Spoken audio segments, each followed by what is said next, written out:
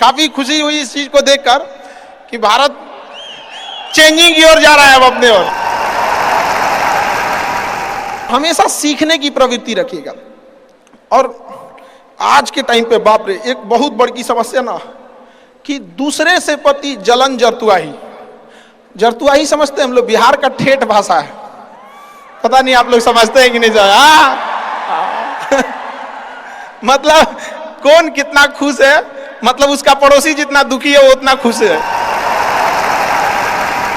ये सब चीजों से थोड़ा आज के समय में अपने आप को थोड़ा बचा के रखने की कोशिश कीजिएगा लोग, क्योंकि किसी के जलन वगैरह से नहीं होता। अक्सर देखिएगा ना, चूंकि ये एंटरप्रेन्योर है, बिजनेस का चीज है, तो एक छोटा सा देखिएगा ना, गांव में किसी के पास समोसा का दुकान चल जाता तो उसके बगल में एक और समोसे खोल देता है। बहुत सारी चीजें हो सकती हैं। आप डिसीजन आप कभी भी किसी और के मर्जी से इन्फ्लुएंस होके लीजिएगा, वो कभी डिसीजन सही नहीं होगा। डिसीजन आपका अपना होना चाहिए, आप क्या कर सकते हैं। और ये जिस दिन आप पहचान गए उस दिन समझिए आधा काम आप अपने से कर दिए यहाँ पर। और वो सबके अंदर कुछ ना कुछ है, ऐसा नहीं है कि ऊपर वाला आपको खाली हाथ भेजा, सबके अंदर कुछ ना कुछ है। और ये लोग भले कहते हैं कि खाली हाथ आए थे, ठीक है खाली हाथ आए थे, लेकिन खाली हाथ जाना नहीं है। इस देश का ऋण चुका के जाना है, समाज को कुछ दे के जाना है, एक अच्छे सिद्धांत अच्छे कर्म को दे के जाना है। क्या कोई कह सकता है कि अब्दुल कलाम खाली हाथ गए थे? नहीं खाली हाथ गए थे। विवेकानंद खाली हाथ गए थे? अंबेडकर साहब खाली हाथ गए? नहीं गए। तो इस देश में हम खाली हाथ जरूर आए थे, लेकिन इस देश का कर्ज उतारना है, खाली हाथ लौटना नहीं है। कुछ ऐसे सिद्धांत अपने साथ है, कुछ अपने पीछे कुछ यादें छोड़ के जाना है, जिससे कि दुनिया याद कर सके हम लोग को। और हमेशा चीजों में ना अपनी ईमानदारी करिएगा। आप कितना ईमानदारी से काम करते हैं, कितना लगन से काम करते हैं, सफलता इसी चीज पे डिपेंड करती है। बाकी ऐसे चीजें कि भाई ये करना चाहिए, बस आप कितना समय दिए हैं किसी चीज को, कितनी ईमानदारी से किए हैं, ये मायने रखता है आपको। आप किसी चीज को समय नहीं दीजिएगा, कभी सफल नहीं हो सकते हैं। और एंटरप्रेन्योर और बिजनेस इस सब के चीजों में एक चीज बहुत बड़ी डिलेमा होती है ना, कि सोचते बड़ी ज्यादा हैं लोग, प्लानिंग बहुत करते हैं। 6 महीना से उसका प्लानिंग ये चल रहा है। अरे भाई 6 महीना में कमवा शुरू किए रहते तो कुछ एक्सपीरियंस हो गया रहता, कुछ ठोकरें लगी होती। शुरू कर दो, चाहे जैसे करना है। यहाँ पर ऐसा थोड़ी हो सकता है कि एकदम फिनिश होकर काम करे। हर चीज, जमीन से कभी पेड़ नहीं निकल सकता, पौधा ही निकलेगा। आज सीखिए, क्योंकि अगर कल कोई शुरू करता है आपके बाद, तो आपके पास उससे एक दिन का एक्स्ट्रा एक्सपीरियंस रहेगा। और हमेशा याद रखिएगा, अकल बादाम खाने से नहीं, ठोकर खाने से आती है। जितना ज्यादा आप ठोकर खाएंगे उतने ज्यादा अकल आने वाली है। दुनिया का कोई इंसान जो सफल है कह दे कि हमको ठोकर नहीं लगा है, या कोई कह दे कि हम एक ही बार में यहाँ आए हैं, कभी नहीं आ सकते हैं। यहाँ पर स्टार्टिंग कीजिए, यहाँ पे ज्यादा प्लानिंग व्लानिंग के चक्कर में नहीं रहे। कितना अच्छा आप प्लानिंग करके आइएगा ना कुछ चीजें गड़बड़ होंगी, क्योंकि किताबी नॉलेज, ये मोटिवेशन, ये सब चीजें, ये एक अलग चीज है। धरातल पे उतर के जाइएगा ना तो अलग चीज है। यहाँ पर और कभी बिहार में आके दिखेगा तो एकदम में अलग मिलेगा आपको। तो कितना ठोकर लगा है ये बहुत मायने रखता है, क्योंकि ठोकर नहीं लगेगा ना, जिस पत्थर पे चोट नहीं पड़ती वो कभी मूर्त नहीं बनता है। तो इसलिए जितना आपको चोट लग रहा है तो ये आपके लिए अच्छी बात है, क्योंकि बड़े बड़े लोगों की जिंदगी में मुसीबत आती है। वो मुसीबत ही आती है बड़े लोगों के लिए, क्योंकि फिल्म में जो सबसे टफ रोल होता है ना, वो बढ़िया हीरो के कंधे पे दिया जाता है। तो ये पृथ्वी पे भी ना ऊपर वाले को पता है कि ये बढ़िया हीरो है, इसको थोड़ा सा हम रोल देते हैं बढ़िया। तो बड़ी जिम्मेदारी देने से पहले ऊपर वाला भी ना आपको टेस्ट करता है, टेस्ट करके ही देखेगा कि नहीं करेगा। हम लोग छोटा सा कोई सामान खरीदते हैं तो उसको ठोक बजा के चेक करते हैं कि सह लेगा कि नहीं सह लेगा। एक छोटा सा बर्तन कोई खरीदने जाता है तो पटक के दिखाता है, देखिए मजबूत है। तो ऊपर वाला भी जब आपको बहुत बड़ा जिम्मेदारी देने वाला होता है ना, तो पहले सोचता है कि इसका थोड़ा सा टेस्ट कर ले। बहुत लोग टेस्टे में भाग जाते हैं, ए भगवान हमरा काहे लिए तुम मुसीबत लाया। यार जब ऊपर वाला तुमको खुशी दिया था तो थैंक यू कहना भूल गए थे, और जब मुसीबत दिया चेक करने के लिए तो परेशान हो गए। यहाँ पर इस चीजों से घबराना नहीं चाहिए किसी को। जिसके जिसके जीवन में कठिनाई आ रही है, आप समझिए कि आप एक सही रास्ते पे जा रहे हैं, क्योंकि वही रास्ता सफलता का है। और अगर आपके जीवन में कठिनाई नहीं आ रही है, आप गलत रास्ते पे हैं, क्योंकि सफलता का रास्ता बहुत कठिन होता है। और अभी डिजिटल इंडिया है, सबके हाथ में मोबाइल हो गया है। एक चीज अगर आप बहुत आगे बढ़ेंगे ना तो एक प्रॉब्लम फेस करेंगे। बिना मतलब लोग आपके ऊपर उंगलियां उठाने लगेंगे, बिना मतलब, जिनको कोई मतलब नहीं। आप देखिएगा तो मतलब अजीब लगेगा। इस सब चीजों से कभी मत घबराइएगा। ये कॉस्ट होगी, आपको चुकानी पड़ेगी जब आप बहुत आगे जाएंगे। तो आप लोग बहुत आगे जाएंगे तो पहले से माइंड में कब करके रखिएगा, कुछ लोग होंगे जो बिना मतलब आपसे सवाल पूछेंगे। इन लोग को कभी इंटरटेन मत कीजिएगा, क्योंकि अब भाषा थोड़ी हार्ड हो जाएगी, लेकिन एक हार्ड हो जाएगा तो हो जाएगा। बस भाषा, भाव को समझिएगा, भाषा का नहीं। कि कुत्तों की रेस में दौड़ने से घाटा यह है कि जीतने के बाद भी कुत्ता ही कहलाएगा आदमी। एक बार एक रेस में ना कुछ कुत्तों को दौड़ाया गया, बीच में शेर बांधा गया कि कौन तेज दौड़ता है। शेर दौड़ा ही नहीं, कहा कि जीत के भी क्या फायदा, जीतने के बाद वो कुत्ता कहलाएगा। समझ में आया? तो जब आप आगे बढ़ेंगे ना तो ये कॉस्ट है, समझिएगा इस चीज को। पहले ये कम था, क्योंकि पहले लोगों के पास में हाथ मोबाइल वोबाइल कुछ नहीं था, मतलब काना फूसी में रह जाता था। लेकिन अब ये बहुत बड़े पैमाने पे हो गया। तो ये सब चीजों से बचिएगा, और ये आएगा आपके साथ में लाइफ में। ये चीजें जैसे हम आपको छोटा सा मतलब व्यवहारिक चीज पे बताते हैं। जब बहुत आगे जाएंगे ना तो कुछ कहेंगे अरे इसका प्रोडक्ट खराब है, इसका ये चीज, मतलब कुछ ना कुछ बोलेंगे। उसको बस ऐसे समझिएगा कि जब आप बढ़ते हैं तो आपके चेहरे पे कभी कभी कुछ दाने निकल जाते हैं, उसको छेड़ा नहीं जाता है। 10 दिन 15 दिन बाद वो खत्म हो जाता है, फिर दिखता तो है तो आपका चेहरा ही दिखता है। और ज्यादा खखोरेंगे ना तो उधर के बर्बाद कर देगा आपको। हम निकला है, छोड़ दीजिएगा उसको। एक समय आएगा जब आप ही जाने जाएंगे। यहां लोग किस चीज पे नहीं उंगलियां उठा देते हैं, भगवान को उंगलियां उठा दिए लोग। अग्नि परीक्षा भगवान को देना पड़ा, हम लोग की क्या औकात है जी यहां पर। इसलिए भैया इस सब चक्कर में नहीं पड़िएगा आप। जो है वो एकदम परफेक्ट है, चाहे जैसे भी। गलतियां सबसे होंगी, जो गलती करिएगा उसको एक्सेप्ट कर लीजिएगा। हाँ हमारे पास ऐसे गलती हो गई, नेक्स्ट टाइम से हम सुधारेंगे, बट कोशिश कीजिएगा गलतियां ना हो। लेकिन सबके जवाब देने की कोशिश मत कीजिएगा। आप इंसान है, कोई डिटर्जेंट नहीं है कि सफाई करते चलते हैं आप। और काबिल इतना बनिए ना कि लोग आपको रोकने के लिए ना साजिश करना पड़े, कोशिश नहीं। उस लेवल पे जाइए आपको, यार ये कैसे आगे निकल गए आप। आएंगी चीजों को हम लोग भी फेस किए हैं, आप लोग भी फेस करना होंगे। यहाँ पे शुरुआत में सबको कॉस्ट चुकानी पड़ती है। और ना लोग कहते हैं कि सबके अंदर कोई यूनिक क्वालिटी होती है। इसको पहचानने का एक तरीका होता है। जब आप मुसीबत में फंसेंगे ना तो वही काम कीजिएगा जो आपको सबसे अच्छा आता है, सबसे अच्छा आता है। आप मुसीबत में फंसेंगे। हम लोग जब इंटर पास किए थे तो हम लोग के सामने भी फाइनल क्राइसिस आया था। सबसे पहले वेल्डिंग मारना चालू किया था आदमी, बिना किसी काम का किसी दुकान पे बैठ के वेल्डिंग मारते रहो। अरे सही भी मारते थे तो 4 को चीज सुना देता था, यार ऐसे नहीं ऐसे होता है, क्या बात करते हैं, बढ़िया मारते थे। और वही सुन लेता था आदमी यहाँ पे।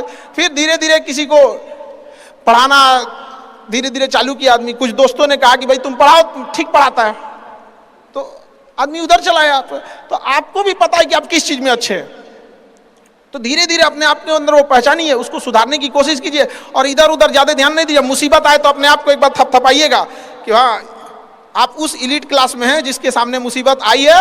और एक समय आएगा कि जब आप इस मुसीबत को पार कर जाएंगे, और एक समय आएगा कि जब यहाँ आके आप अभी अपनी संघर्ष की कहानी बताएंगे कि हम भी ऐसा थे। और हम आप सबसे यही उम्मीद करते हैं कि भगवान से भी हाथ जोड़ के यही दुआ मांगते हैं कि जितने लोग हैं देश के, सबको एक दिन अपनी कहानी सुनानी पड़े। क्योंकि यह देश वीरों की धरती है, वीरांगनाओं की धरती है। यहाँ पर हर बच्चा यहाँ का फौलाद है अपने आप में यहाँ पर।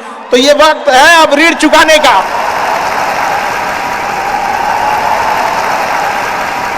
अब इस सदी में हमें अपना नहीं, अब इस देश का भी एक ऋण चुकाना होगा कि शायद पिछले जन्म में बहुत सौभाग्य, बहुत अच्छा काम किए होंगे तो हिंदुस्तान में जन्म लिए। वरना अगर जन्म के समय थोड़ा बहुत बॉर्डर क्रॉस करते ना, उधरिया हो जाते ना, अरे बाप रे बाप, अरे क्या दुर्दशा होता जिसका कोई हद नहीं। यहाँ पे थोड़ा सा बस उधर घसक जाते तो। लेकिन ये हम लोग का सौभाग्य। एक चीज हम लोगों ने गलती किया के बाद, हमने महिलाओं के पावर को ना अंडर एस्टिमेट कर दिया। हम लोग 1947 से जो पुरुष समाज है ये सोच रहा है कि देश को आगे ले जाने के लिए, अभी तक सोचिए रहा है। ये हम लोगों से गलतियां हुई हैं। और लड़कियों को हमने जो साथ छोड़ दिया महिलाओं का ना, बस यकीन मानिए जिस दिन भारत देश की महिलाएं पुरुषों के साथ कदम से कदम मिला ली, 10 साल में देश की सूरत बदल जाएगी, दुनिया देखते रह जाएगी। यहां पर हम इस चीज को ज्यादा समझ सकते हैं क्योंकि हमारी खुद की बहन नहीं, अपनी बहन नहीं, लेकिन अभी भी हम अपना घर देखते हैं ना तो लगता है कि बहुत बड़ी कमी है। और अगर बहन रहती तो चीजों को अच्छे से समेट के रख सकती थी। अब तो इसलिए हम देखेंगे हमको इंडिया में सबसे ज्यादा राखी बांधी जाती है, पूरे हिंदुस्तान में सबसे ज्यादा राखी बांधी जाती है। नहीं था तो वो हमारे यहाँ माझी जी थे ना, वो कहे कि भगवान के भरोसे मत बैठो, क्या पता भगवान तोरे भरोसे बैठा लो। तो बहन नहीं थी तो क्या दिक्कत है, दुनिया में सबसे ज्यादा राखी बांधी गई। अब मतलब आप सोचते हैं कि अगली बार, अभी इस बार 7,500 राखी बांधी गई थी, 7,500। हर साल रक्षाबंधन के बाद, पहले ही रक्षाबंधन से पहले हमको एक डॉक्टर अपॉइंट करके रखना पड़ता है कि सर मेरा ना ब्लड रुक जाएगा, इतना राखी बांधी जाती है। तो आप एकदम ना स्टैंड बाई पे रेडी रहिएगा वहां पे। इतना राखी बांधने के बाद एक आदमी आता है मेरा हाथ उठाने वाला, वो हाथ लेके चलता है, हम ऐसे चलते रहते हैं। तो खुश नसीब हैं वो लोग जिनके घर में बहनें हैं, जिनकी बेटियां हैं। आप उसकी कदर नहीं कर सकते हैं तो यकीन मानिए इसका बदला भगवान जरूर लेता है। आजकल लोग देखते हैं कि लोग बहू की कदर नहीं करते। अरे वो आपकी बेटी है, चेहरा बदल के वापस भगवान ने भेजा है आपको, नहीं कर सकते कदर ना, तो आपने भगवान की उस नेमत को ठुकरा दिया है। अब फिर घर में मुसीबत आएगा तो कहेंगे कि पता नहीं क्या हो गया। चाहे चांद पे पहुंच जाइए, चाहे जितना भी आगे चल जाइए, अपनी सभ्यता संस्कृति को मत भूलिएगा, वरना मिट जाइएगा आप यहां से। यूनान मिस्र रूमा सब लुट गए जहां से, लेकिन मगर है बाकी नामो निशा हमारा। कुछ बात है कि हस्ती मिटती नहीं हमारी, सदियों रहा है दुश्मन दौरे जहां हमारा। भारत को मिटाने की कोशिश की गई, मिटा कभी नहीं। इसलिए याद रखिएगा अपनी संस्कृति को नहीं भूलना है। और हमसे गौरवपूर्ण संस्कृति पूरे भारत, पूरे विश्व में किसकी है यहाँ पर, तो ये चीजों को थोड़ा सा आप लोग को ध्यान में रखना है और आपस में मिलजुल के एक देश वाली भावना लेके चलना है कि हम सबको मिलकर अब देश को अपना उस पुराना जो गौरव मिला था उसको वापस लौटाना है। और आप लोग आगे बढ़ेंगे, युवाओं में है, अब जिधर युवा चलते हैं उधर ही सब कुछ चल देता है। यहाँ पर तलवारों के साए पर इतिहास हमारा बनता है, जिस ओर जवानी चलती है उस ओर जमाना चलता है। आप युवा लोग हैं, आपको किसी कौन रोक सकता है यहाँ पे। मैं दरिया हूं, अपना हुनर जानता हूं, जिधर से भी गुजरूंगा अपना रास्ता बना लूंगा। तो युवाओं में यही तो एक है, भले जेब खाली हो, जेब में गांधी हो या ना हो, दिल में एक आंधी होनी चाहिए कि जो बोले हैं, जो ठाने हैं वो कर लेंगे यहाँ पर, और नहीं कर सकते हैं तो दुर्भाग्य है इस भारत की धरती पर जन्म लिया हुआ, ये व्यर्थ हो जाएगा यहाँ पर। तो एक कहानी लिखना है जो आगे जाके सबको सुनाना है, और हर उस घर में 2 किलो अलग से मिठाई जाएगी जिस घर से आवाज आई थी कि इससे नहीं हो सकता है, अलग से एकदम ले भैया तेरे लिए स्पेशल है यहाँ पर। एकदम तारीफ करने वालों की कमी हो जाए, जलने वालों की कमी नहीं होना चाहिए। एकदम मिसाल बनिए। आप सब लोग को, हमारा आप सब लोग को ढेर सारा शुभकामनाएं, दुआएं। आपके ठोकरें आएंगी, लगेंगी ठोकरें, उसी को ठोकर लगती है ना जो चलता है, जो सुतल है बेड पे, ओकरा कौंची का ठोकर लगने वाला है।